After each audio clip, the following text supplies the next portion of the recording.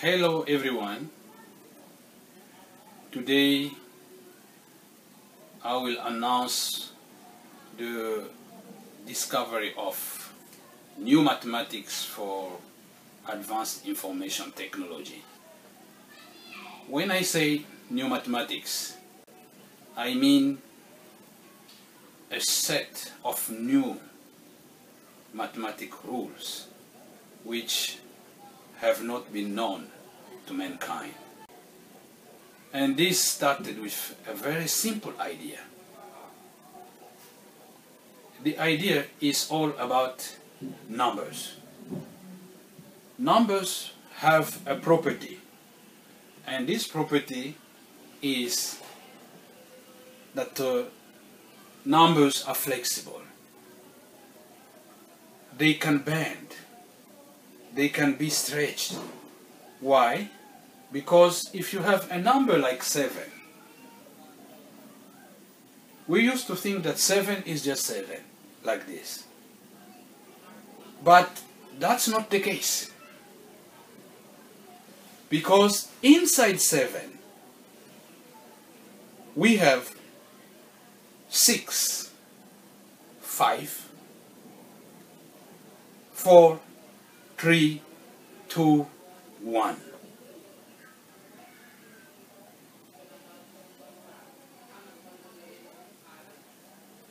So inside 7, you will have all other values in. So that 7 is just like this antenna. This is antenna. You see it as just one piece. But inside there are segments that can allow the antenna to be stretched. And numbers are like this.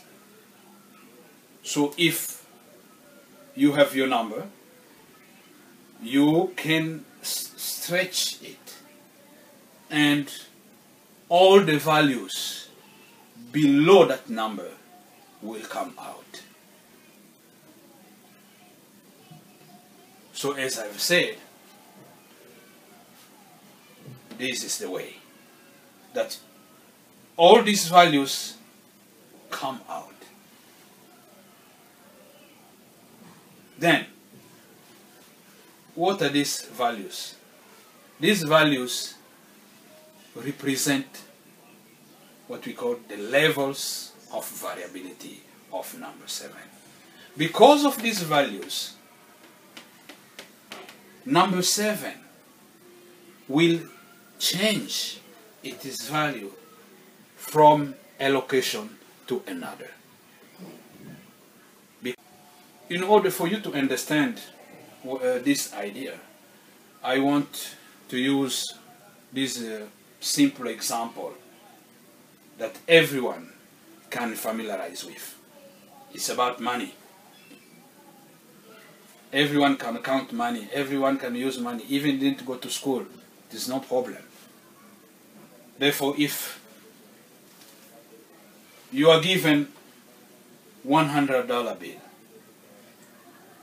you go to a store, you buy an item for $12.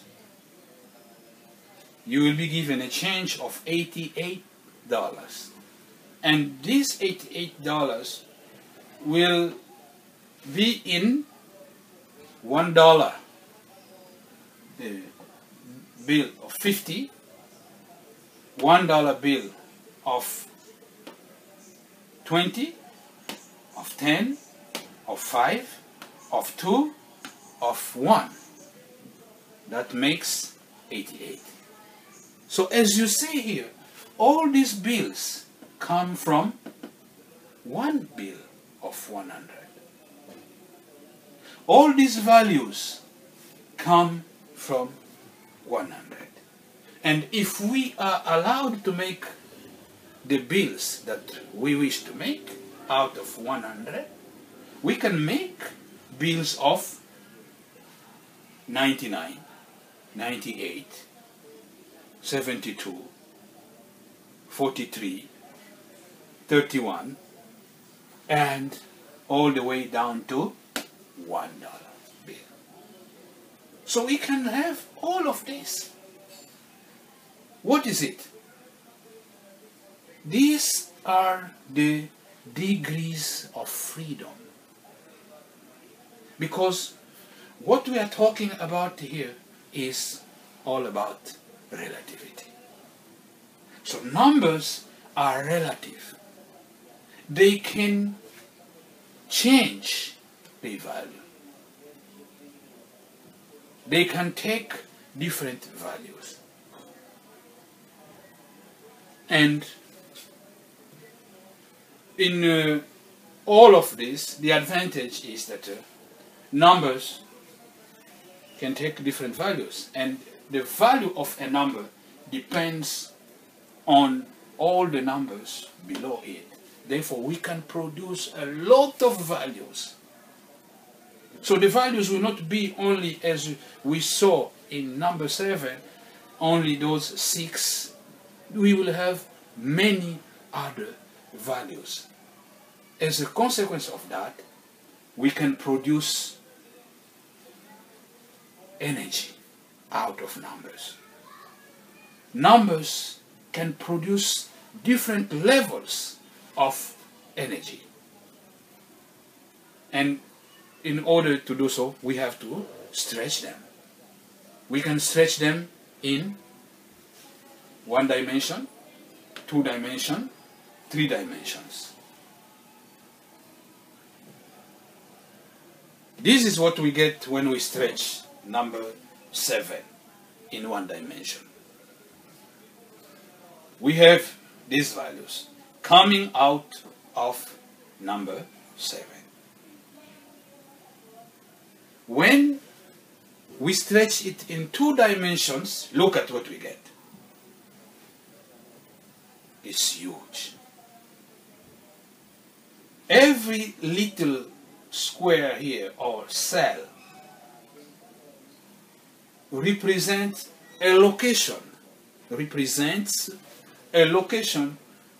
which will have a value of 7.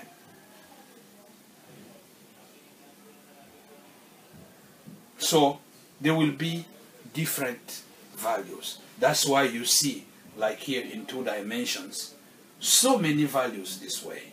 And if we do it in 3 dimensions, look at what we get.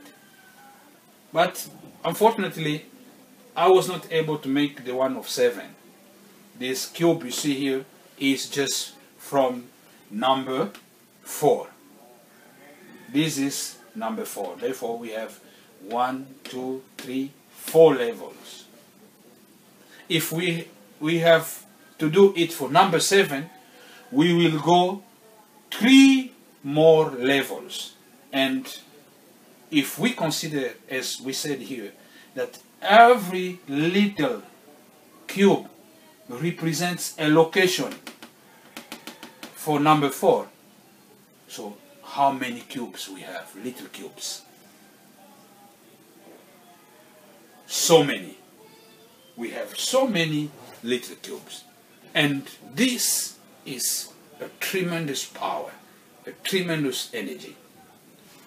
Then, what will it do for mankind? First, it's not mankind who will benefit directly. First, the electrons. Because mankind needs the electrons. And the electrons have been working in a system that we use today. Our information technology uses what we call the binary system. And this binary system consists of bits of information which are zeros and ones working. And the electrons work behind the zeros and ones. They are the one doing the work. And these electrons could only be in one place at a time. Either 0 or 1. And this is very inconvenient for electrons. So electrons feel very uncomfortable with such a system where they are locked in one place at a time. Electrons and all the subatomic particles like to be in many places at the same time. Therefore, now we have to liberate the electrons. That's why we are here. We have to liberate the electrons.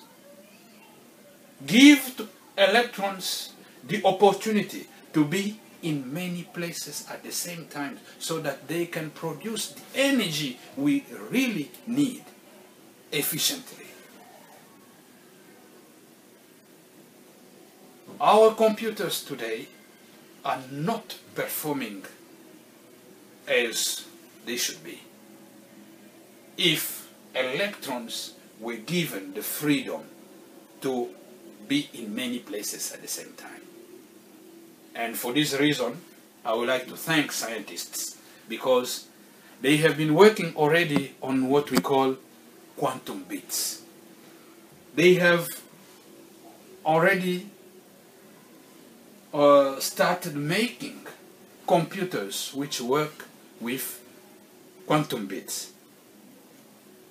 A quantum bit is a bit where the 0 and 1 interact.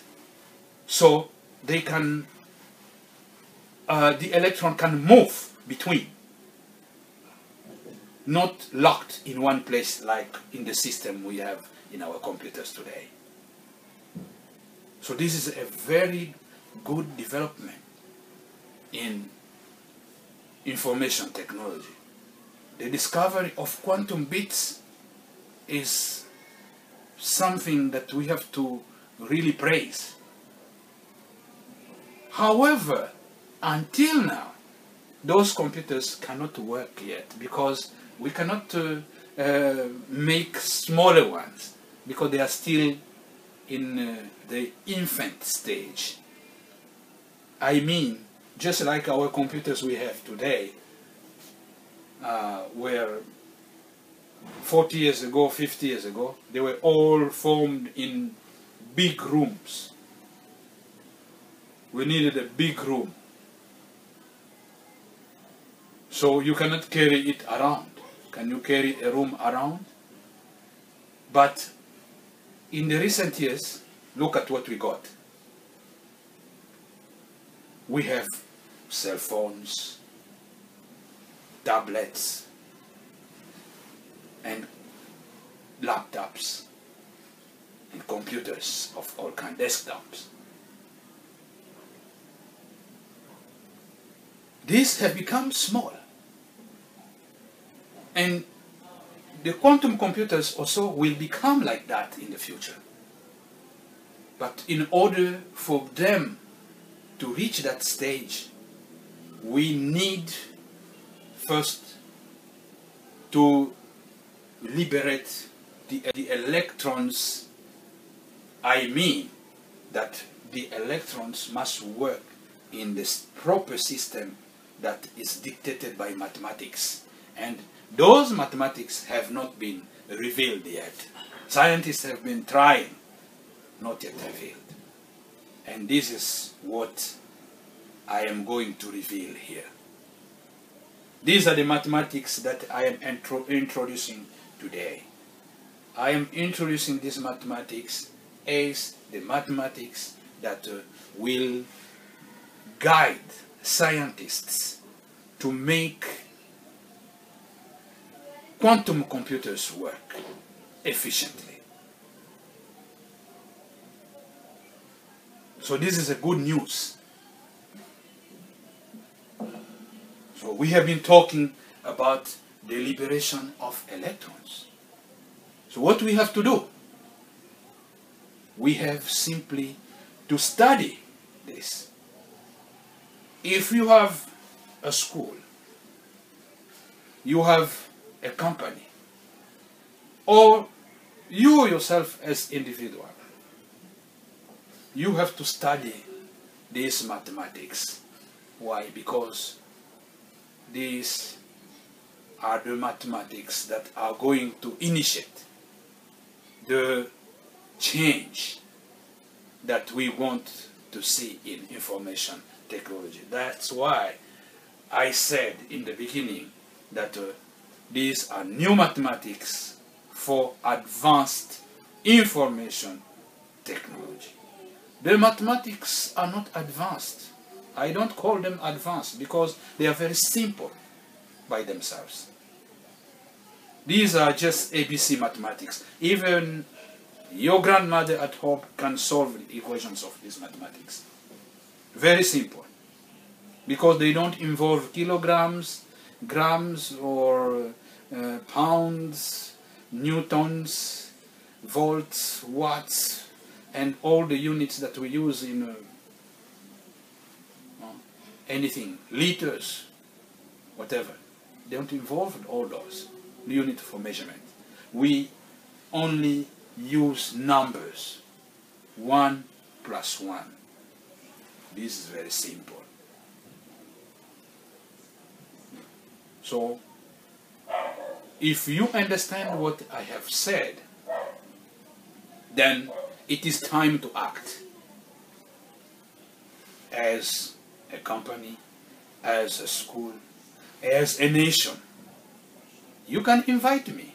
If you understand this, those who like to see the beauty of tomorrow, the happiness of tomorrow, study this mathematics. I recommend strictly study the mathematics.